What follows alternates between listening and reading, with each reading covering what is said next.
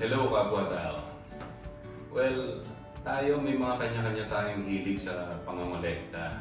As for me, ang hilig ko syempre, yung iba sa inyo alam na, hilig ko mangolekta ng Air Jordans. Hindi naman karamihan, pero hilig ko Air Jordans. Hilig ko diesel watches. May collection din ako ng mga action figures. But itong si Macy's, ang hilig naman niya is mangolekta na, may collection siya ng mga relo. Pero ang isa talaga sa mga gusto niya is mangolekta ng scented candles. Pero ayaw niyang sindihan. So, nakaisip kami ng paraan na magre-release ng amoy ang scented candle even without burning the candle. So, dahil nga nakakita ko sa online ng murang candle warmer lamp, yan ang trend ngayon, being sold sa MJD shop compared sa other stores, pinakamura na sa MJD shop. In-order ko and eto, dumating na. So, buksan natin. Here it is.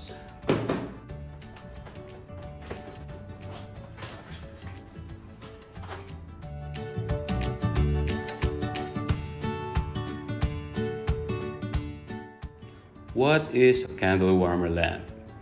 A candle warmer lamp is just like a regular lamp, except the bulb is designed to melt wax. The lamp comes with a candle stand, and the bulb melts the scented candle to create an non-toxic environment. Using a candle warmer lamp is actually better than just burning the scented candle with a flame. It is a slower process than burning, but it produces a safer way to enjoy scented candles. It is even more safe than burning. Open flames can create toxic fumes and soot, no matter what type of candles being burnt. This candle warmer lamp melts the wax without producing toxic fumes.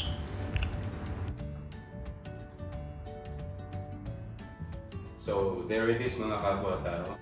And now we're actually testing it using this scented candle. The scent niya is pomegranate juice. Mabango to. Actually, nandyan lang yan. Hindi sinisindihan ni Macy's. Kasi nga ayaw niya sinisindihan yung Manila. Pero gusto niya na amoy. So this is the best way mag-release ng amoy ang scented candle even without burning the wick. This is one of the best designs I've seen. Meron siyang adjustment ng ilaw, so dimmable siya. Pwede i-reduce, pwede rin lakasan. Also, it comes with timer. So may 2 hours, automatically it shuts off. May 4 hours at may 8 hours. Maganda. So, saan nabili at kung magkano? Ang store, MJD shop. Talaga naman, second time ko na to bumili sa kanila.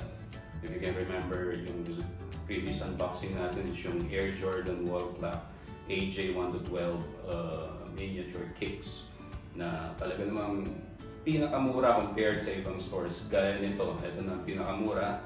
For the price of 165 dirhams, you'll be able to get this napakagandang design na candle warmer lamp.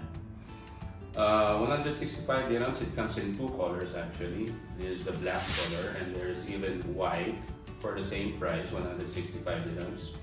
Free delivery within Abu Dhabi City. Even meron silang cash on delivery basis. So, orderin nyo lang, bayaran nyo pag na-deliver na sa inyo. Also, there's another design na much cheaper.